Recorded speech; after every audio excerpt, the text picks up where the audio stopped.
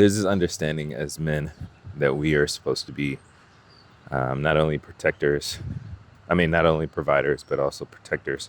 And if you're a spiritual person, we're all supposed to be like the priest of your household or whatever. And I find it interesting that sometimes I wonder if we even understand what we are protecting, whether it's our wives or our families from. I think the easy answer is usually like, oh, it's bad guys, like, criminals and murderers or whatever.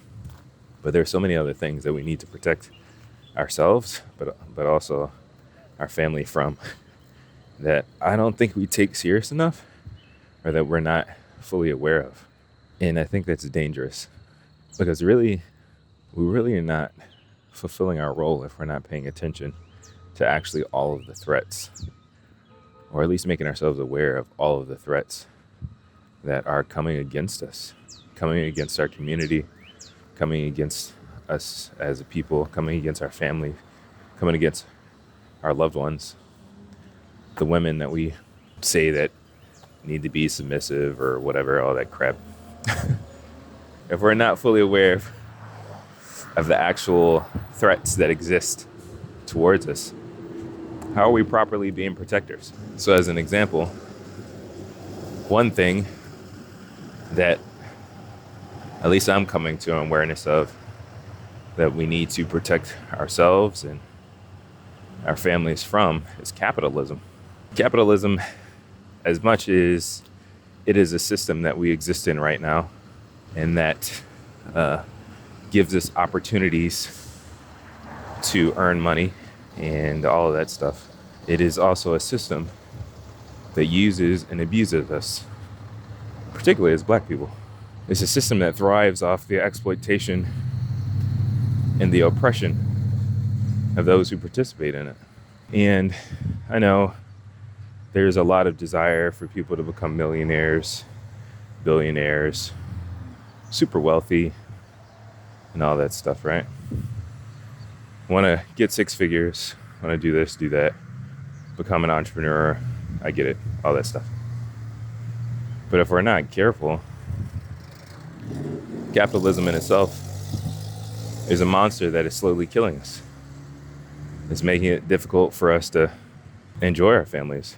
It's making it difficult for us to exist and thrive in everyday life, because there's so much demand from this machine that drains our lives, our time, our energy, like our health, even our resources.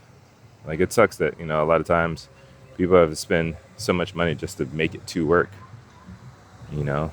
If you're driving an hour to and from work just to make money, just to make enough money to live, make enough money to go to your place of business, maybe make enough money to eat, and then on occasion do something as a treat, that's not living. That's not good. But that's the experience that we all very often have to deal with in capitalism. And then, yes, if I get it, there are times you can figure out how to become more financially free or successful or whatever. And sometimes you got to ask, like, at what cost? But the fact that we have to figure that out, and the fact that we have to sacrifice some things, is a result of the beast of capitalism. And it sucks. It really does. And that's just one thing. And think about, like, patriarchy. Think about racism. Think about classism. Think about sexism. Misogyny, misogynoir. These are all different beasts and enemies that we have to fight. And that's just as men. Think about how women, whether they're single or married, have to deal with a lot of that stuff. There's so many ways that we are oppressed, that we are abused by this place, that I think if we really are trying to be protectors in our community, if we're trying to be servant leaders, we have to be aware of all that stuff. And I think part of the disheartening part of it or whatever is that often us as men, we are convinced that we have to engage with and entreat or be buddy-buddy with the beast that is actually causing harm to us in our community. So we feel like, oh yeah, I have to lean all the way into capitalism. I have to lean all the way into the political paradigm that is causing harm to our community. Like it's almost, I don't know if it's a real saying or not, but but the idea of, for me to defeat my enemy, I have to like become friends with my enemy, and then I have to become my enemy. I don't know.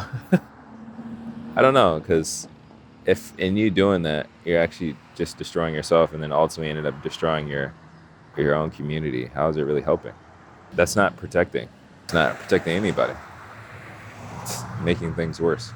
I think if we are going to try to be protectors, we really need to take a step back and really examine, who are we fighting? What are we fighting?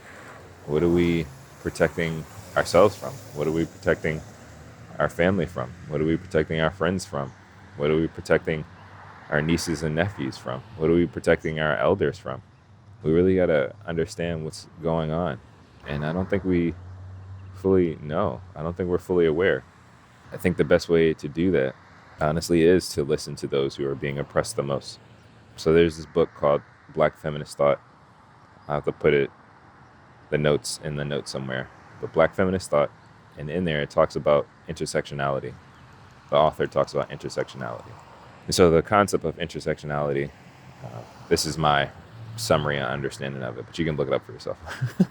Intersectionality talks about like the different ways that our human experience, there are intersections of these places. Usually it talks about oppression, the ways that we are oppressed in this society, and those experiences. So for me as a black man, there may be intersections there. So black and male.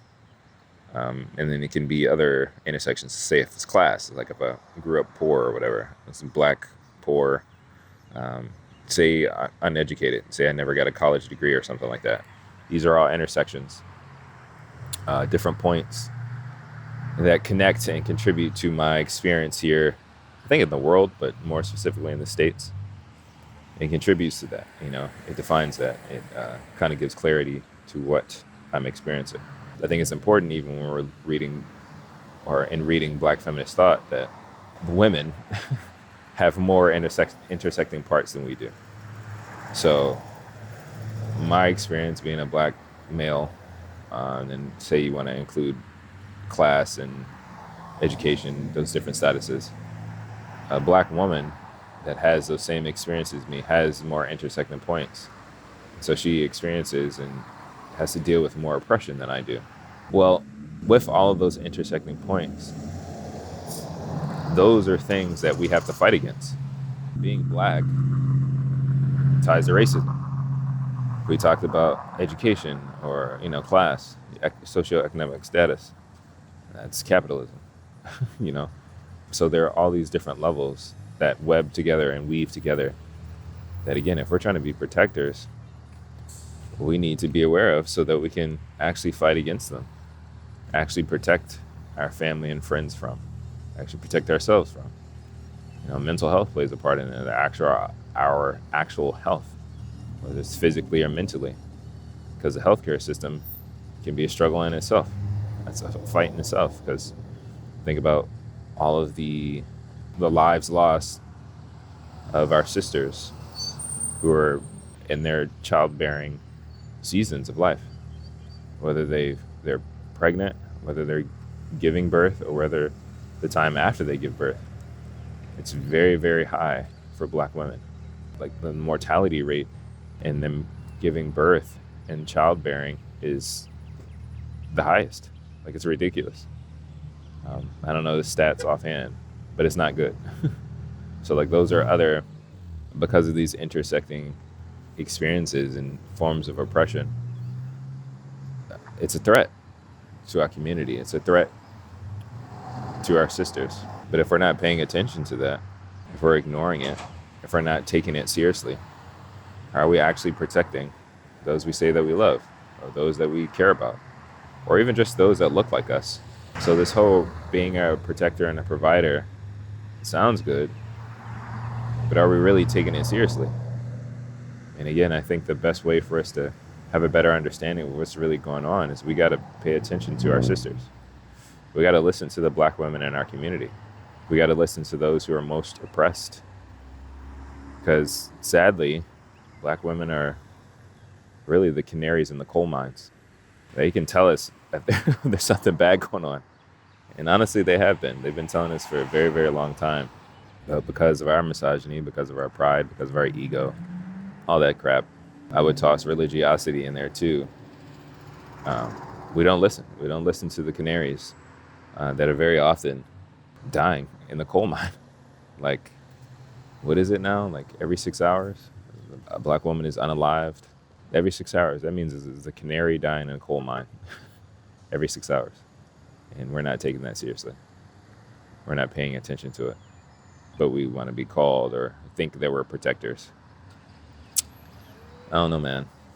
If we're really going to be serious about this, we got to be fully aware of all of the things that we need to be protected from. And again, that includes ourselves. Because there's a lot of stuff in this system, in this matrix, that's taking us out too. But more importantly, it's taking out the least of these in our community. It's taking out women, it's taking out children, it's taking out the elderly. But if we're going to be men, if we want to take on that role, I think it's imperative and very important that we pay attention to what's really going on.